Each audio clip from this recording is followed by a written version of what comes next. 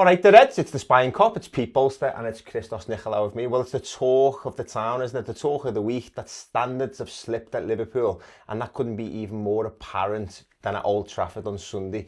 And that's just before the game started, because the talk is that what happened in the tunnel before, and the little kick-ups and stuff, has caused a bit of outrage, Christos, because some people like myself just think, one, it's just not good enough.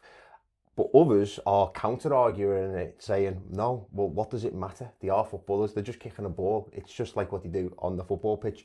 But the biggest problem for me was the manner of the goals in that first 14 minutes, and the fact that Liverpool just collapsed in that first 14 minutes.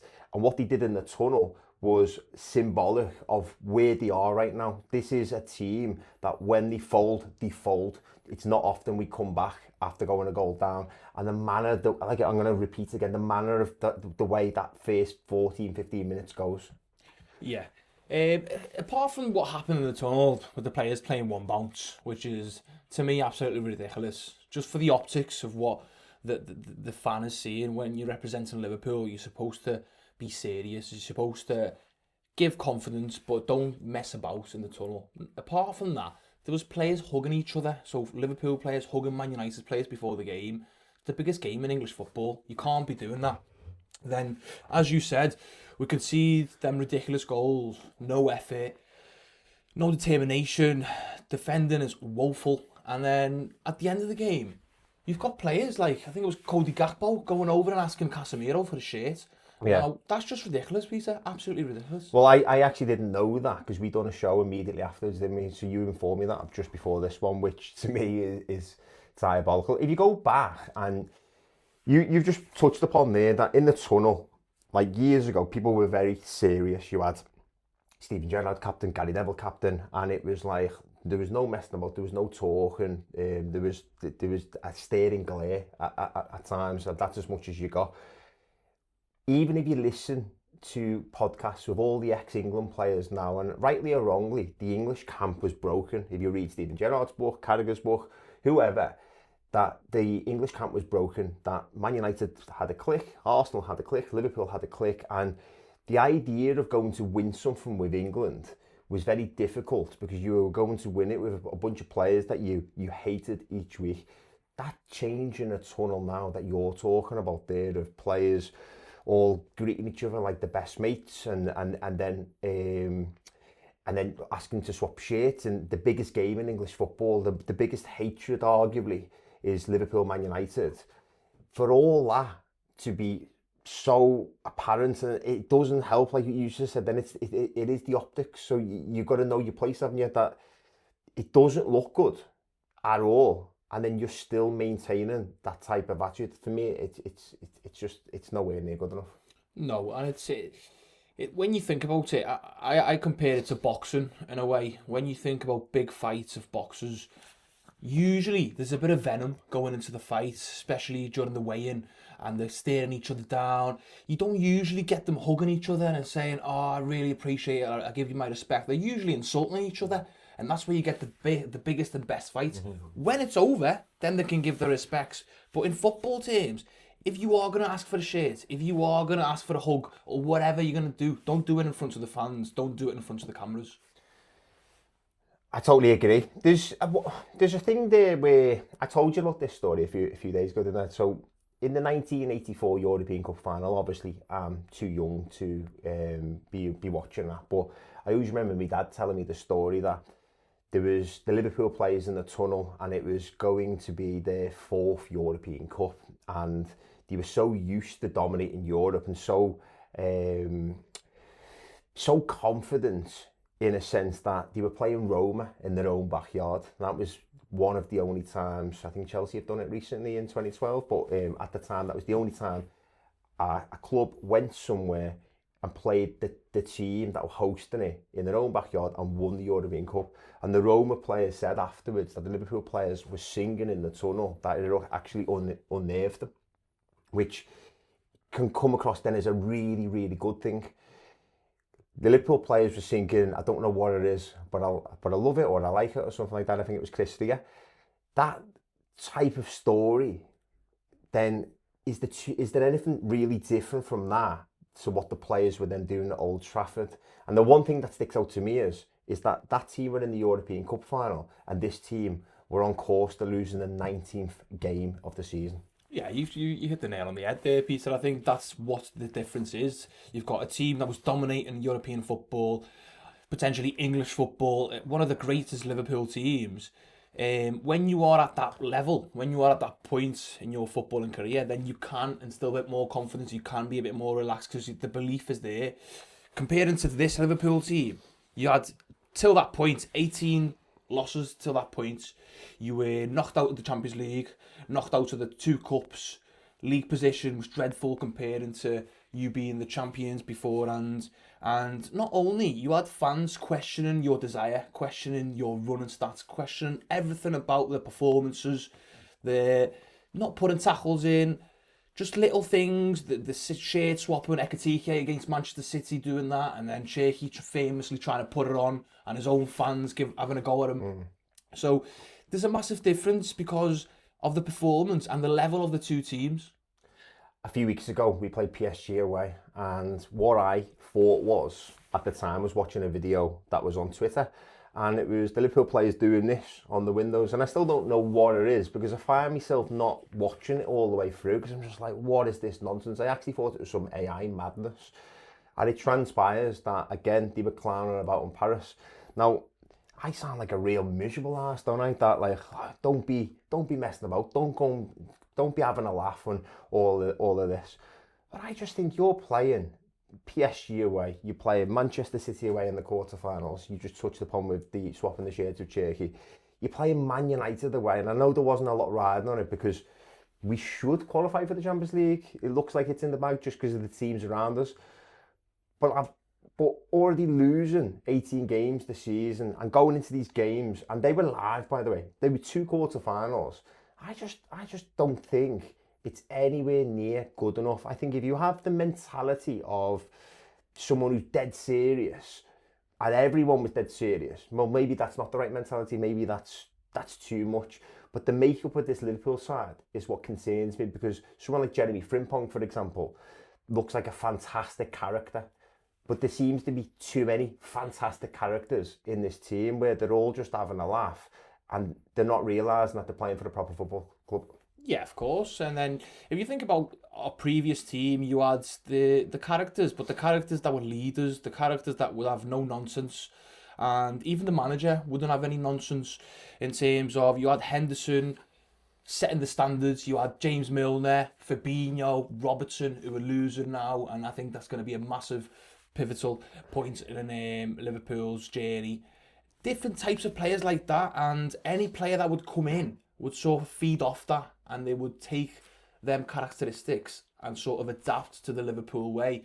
And you'd always be really sort of up for games. You'd have that first crunch and tackle in.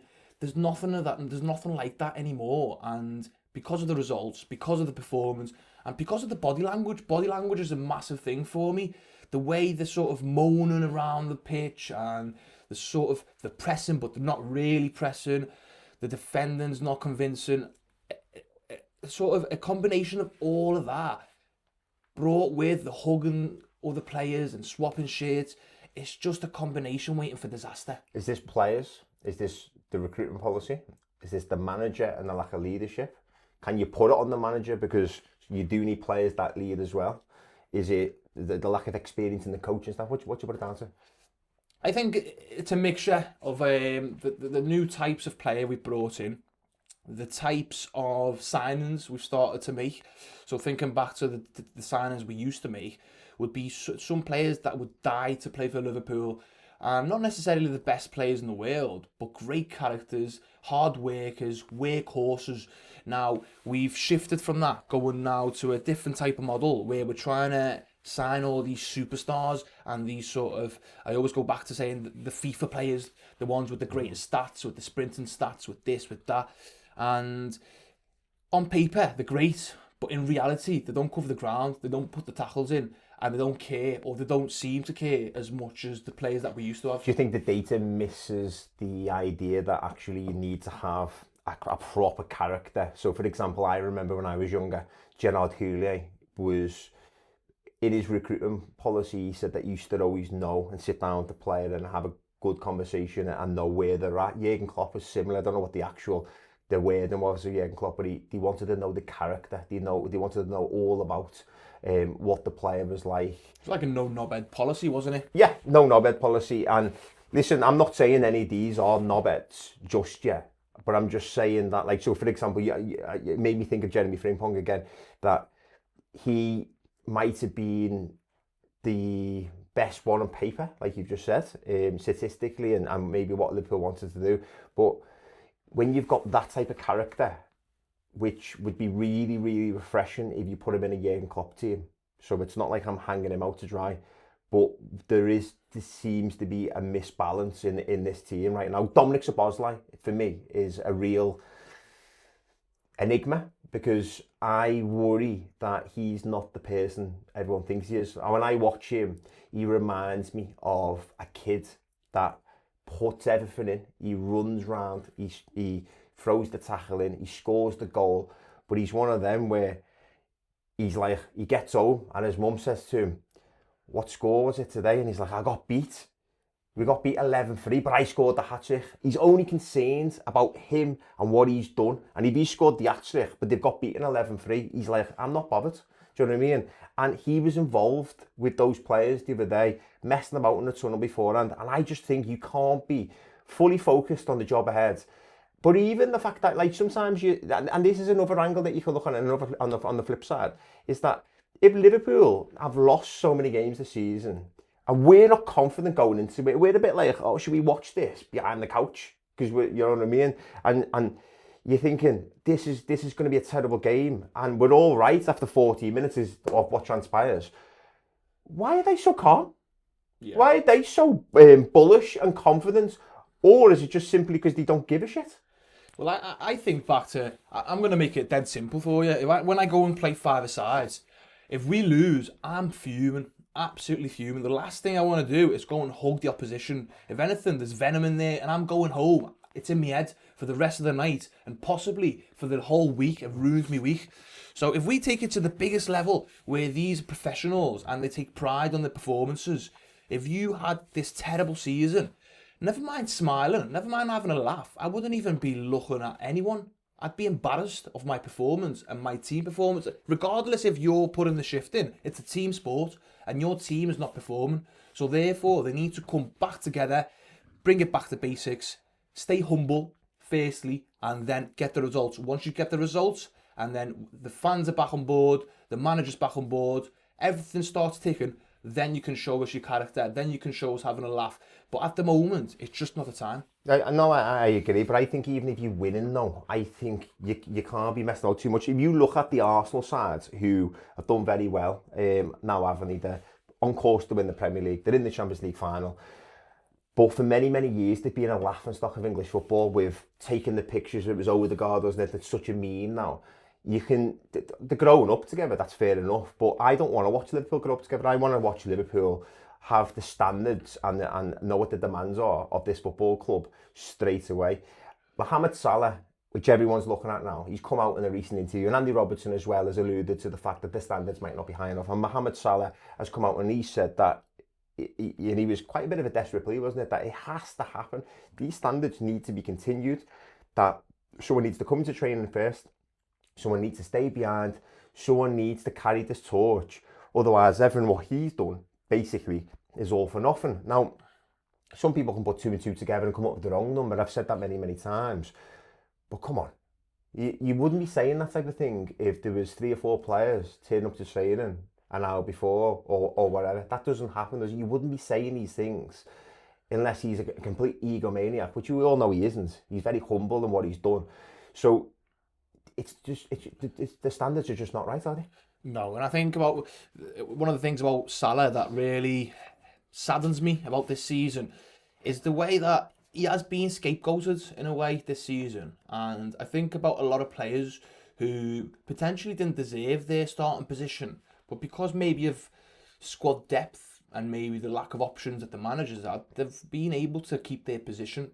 Now, in previous Liverpool teams, that wouldn't be the case. You can be the best player in the world, but if you're not performing and your attitude's not right, you're getting subbed for the academy youth prospect or whoever it is, because standards have to remain, and your performances, you're only as good as your last game, isn't it? So that's what you've got to go by.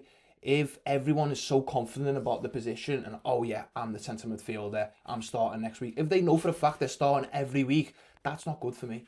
No, it's certainly not for me. Another issue is, which has been going on for a while now, so at the tail end of last season, and listen, it's very easy for anyone to say this in hindsight, and people can call me a liar all they want. I didn't like the optics last season when Liverpool won the league. There were still 6 or 7 games to go. I can't remember how many games there was now. And they went partying. He was in, Arne Slot was in Ibiza, and the players were in all various places. That wasn't for me. And what it wasn't for me was, they didn't just do it once, they done it over and over again. And I remember listening to the Anfield Rap, for example, and they had post-match shows. I don't go to the aways. I just can't get the away tickets. If I can get an away ticket, I'll go. But the lads on there were going to the away games. And I remember in particular Brighton, and we got beat. And we got beat in many other games as well. We got beat by Chelsea and so on. And you can accept a little bit of a drop-off. But I remember listening to them being infuriated because they were so happy. And I was thinking, this isn't fucking good enough. Yeah. Because we're not there. There's 2,000 or 3,000 of yous there. But we're watching it on the telly. We're wanting Liverpool to win. We want to act like champions. In 2020, when we won the league, we didn't get that opportunity to then go, we're the champions, because we were all locked out the stadiums. So in our lifetime, we've never really had that. I wanted to say, we're the fucking champions. Like, put your standards on the pitch now. And I think the tone then was set. And more recently, this season, Liverpool haven't been good. And they're swanning off and going away. Now, again, it's optics. Virgil van Dijk's come out and said this week that actually it was only one day off. And it's a quick city break. And again, they should be able to do whatever it is that they want to do. And I totally get that. And I agree with it as well. If I had the money to go on a city break, I'm going. Doesn't matter what's happened in work or whatever, I'm going. But at the same time, they have a duty that when you're on that amount of money, when you're representing a football club like Liverpool Football Club and standards are not right, go out, go and have a pint somewhere, but don't be seen. Yeah. Don't be posting it on Instagram of what you've just been doing and, you know, this city break and that city break. We're all at the moment protesting against ticket prices because we can't afford to go to the game. And they're running around on these city breaks and holidays all the time while they're getting beat every week. And it's not, you know, I might sound like I'm going too far. I just think optics are very much what they should be and they shouldn't be. And you shouldn't be doing some of these things. And I'll just say to you, one last thing, it was very obvious, which has come out recently, isn't it, that it was also on the Anfield Rap. Then John Gibbons made the thing of Hugo Ekitike of the 10 grand watch or whatever. It's like, come on, yeah. You know what I mean? Putting this watch on Instagram. I think all of these things are just nowhere near good enough. And someone needs to get a grip of the squad. Yeah, and I think a good example of, very different to what you were saying, but I think it does relate. I think of Jack Grealish when he won the league for Manchester City, and he turned up to the parade pissed and slating over his words and not being able to talk properly. And I'm convinced till this day that had an impact on his career and Pep Guardiola's image of him as a professional. Comparing that to someone like a James Milner, who I think we won the Champions League, and he was talking about he's going to enjoy his Ribena after the game. So that's the difference in professionalism I expect. Now, if I think about footballers, I grew up with footballers, and one of my best mates plays professionally now in Cyprus. Granted, it's a lower level, but growing up, I seen how many sacrifices he had to make from 13, 14 years old up to the age of now where he's 27, 28. And one of the things that struck me every time was that I'd ask him, are you coming over tonight? Are we going out tonight? Are we doing this tonight? And it'd always be dependent on the performance of himself and his team. If he didn't perform well, or his team didn't perform well, we wouldn't be going anywhere. And that always stuck with me. Like, he was the absolute professional. I always respected that because it shows standards and he shows that he was holding himself accountable. 100%, and that's exactly what I'm talking about. So I remember stories years ago. If Liverpool went and won the derby, they'd all go for a pint. But if Liverpool lost the derby, they're not going out. And if he was to go out, we didn't know about it. And that was the whole point, because footballers shouldn't be imprisoned by football results. They can't wait till they win every time they want to go and have a pint. And they can't put their life on hold when they lose a game. That shouldn't be happening. But in certain moments, like in a season that we've had, which has been so bad and so miserable, that football fans, Liverpool fans in particular, obviously that's what we're talking about, don't want to go to Anfield, don't want to watch the team. It's for a multitude of reasons, of like the standard of football, all the things that we've already said. And it's like you're doing these type of things. I just think it's nowhere near acceptable. And I'm just lost for words with it, Christos, because I just think that I don't actually understand the counter argument. I understand the counter argument in the sense that they should be free to do what they want, but when you earn a monumental amount of money, you get the privileges. So then you have to take this bit of stick as well, and you have to then these are the sort of the rules with it. You get 200 grand a week. Well, you know, when you get beat 18 times in the season, don't fucking play keepy-uppie in the tunnel. Don't mess about the windows and panners and put everything on that fucking pitch. And we don't see any of them. Yeah, as you said, it comes with the contract. If you're signing for a Premier League team, and especially one of the top 6, top 5 teams in England, who, let's face it, they're one of the best teams in the world, you are accepting that you are going to be playing possibly twice a week. You are going to have one of the most intense training regimes in the world. You're an elite athlete, and you should act as an elite athlete. I think of Salah sometimes when we get great results, and the morning after, he'll just put a selfie in the gym. And that just shows dedication. Mm-hmm. He doesn't care that he's just won a massive game. He's in the gym thinking about the next game and the next game and the next game. And that's our mentality. And that's how our mentality should be, And that's not what they're showing me. They're showing me that they've won a few games. They've relaxed again. They think they're great. But they're not great because they're 5th or 4th. And we're barely getting into the Champions League. Only because the rest of the teams around us are crap. Anyone who watched football in the 90s will know that Roy Evans was the manager, and he was a good manager. We played some good football, almost won the league a couple of times. A very good side we had. Defensively, we weren't great, but the standards were not quite right.